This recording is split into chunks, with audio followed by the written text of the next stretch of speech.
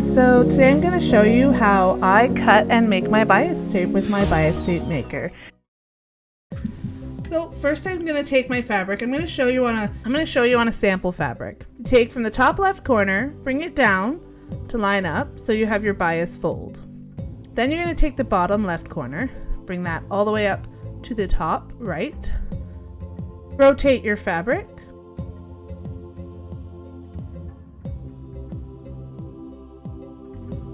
Then I take from the bottom, bring that right up.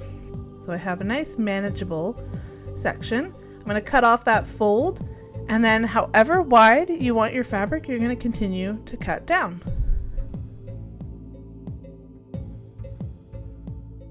So that's just me showing you kind of how the fold is going to happen. Here I am doing a little fast with a massive bunch of fabric. I think I was doing about 3 yards worth of fabric here for a project that I was working on, so I was making a bulk. I am right-handed, so I do flip the fabric and cut from the right side over to the left. And you can see I continue to just cut until my heart desires. Once you've cut enough fabric for what you feel you need, this is where you start connecting the strips together. So with them, I pull them. You can see I have some really long strips. I like to go through, cut off all the corner angles, just squaring it all up, putting the fabric on top of each other at a 90 degree. I'll take that to the sewing machine and sew. I just put a 1 pin in.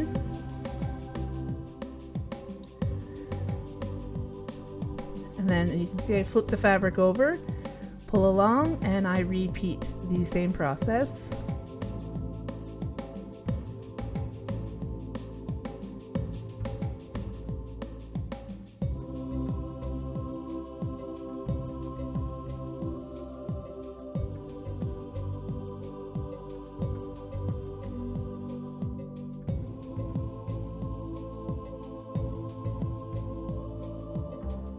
At the machine, you're going to sew along that angle, and this is where I will do a lot of chain stitching.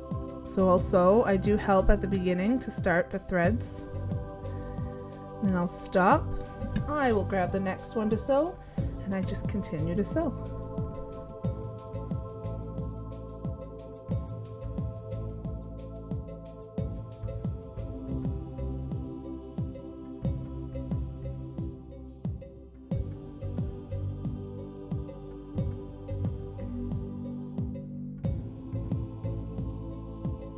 Here's a bit of an above shot. You can see I just put that corner to the needle.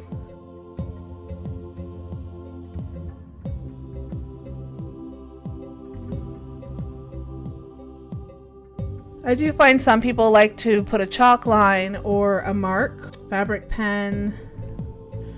Really depends, it's up to you. Because these projects are for me, I tend to just freelance it.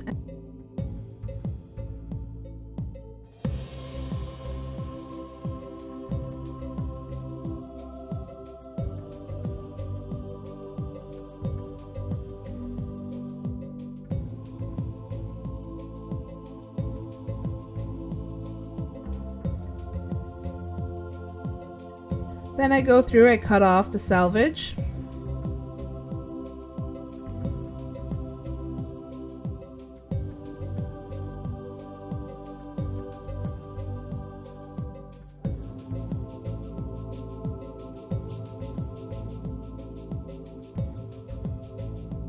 When you cut the bias tape like this, sometimes you end up with very long pieces and very short pieces. I head on over to my pressing, and I use my bamboo presser or my roller, open up all the seams, give them just a once over.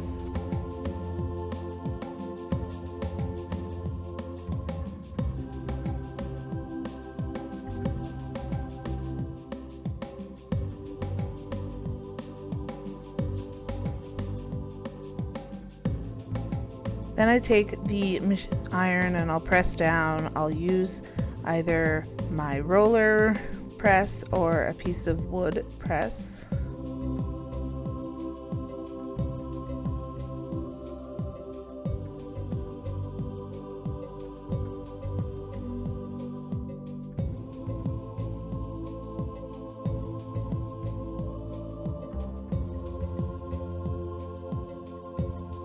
So here, the Simplicity Bias Tape Maker, it comes with a 1-inch. I actually have some adapters, and I'm going to be using my 3/4 inch.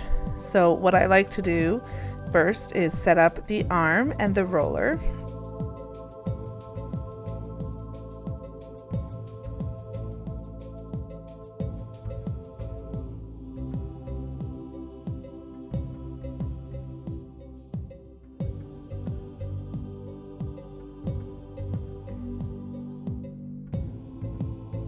I check my plates, make sure everything's clean, and now I'm going to switch out the 1-inch for the 3/4 inch.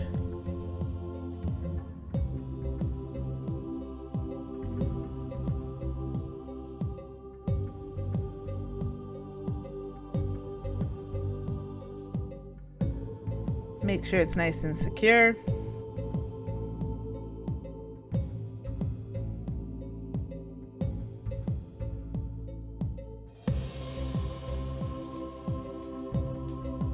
Now we're going to pull over all of that biased strip. Truthfully, I do not roll it up, but you definitely can if you have the time to. I don't find this machine moves that fast, so I don't see the need. A pair of scissors, I just use the one and feed it through, making sure that the fold, everything is nice and done. I'm going to pull it a little bit through so that it can get through the hot plate.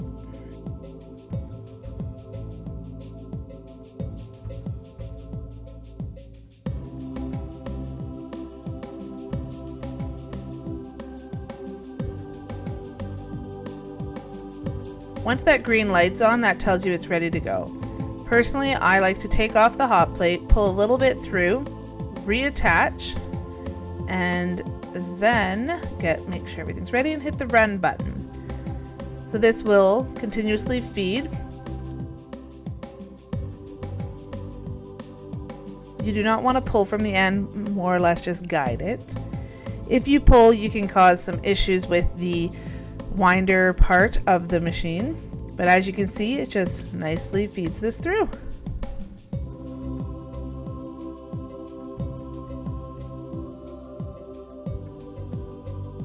If you want this to fold over and press, you can feed it through like that.